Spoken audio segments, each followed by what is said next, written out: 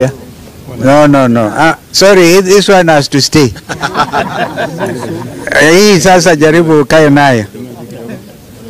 Because today I have come to mourn my late brother, Raila Amolo Odinga, with whom we went to the trenches to give this country a good, reputable, respectable, democratically oriented nation.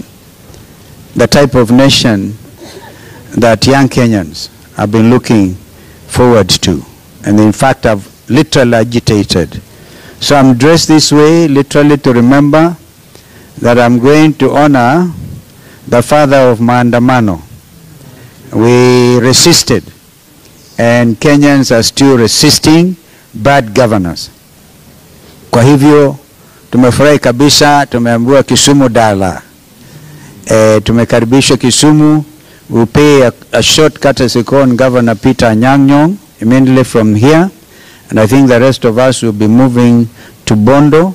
It's about an hour to get to Bondo. And we ask that people drive peaceably and without any situation. We pray.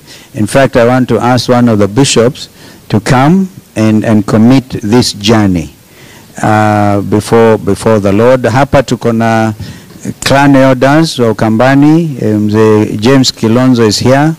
He's like the king of Ukambani. So, and then we have also the council of elders.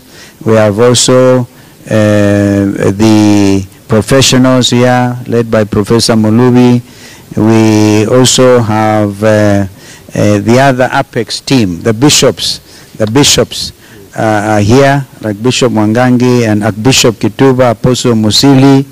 And then of course the members of parliament, the former members like Mheshimiwa Ezekiel Mweo, Mheshimiwa Patrice Ivuti, Mheshimiwa Ndoto is actually the chair of even the wing of Ngema upande wa Mount Kenya South, literally, is here.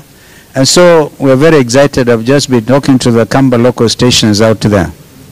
And we are all united in mourning our late brother, Raila Amolo Odinga. That's why we come. And we like what we are seeing.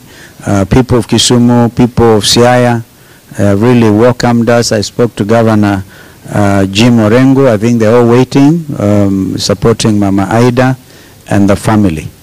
So that is what I want to say. Media, you can see we have really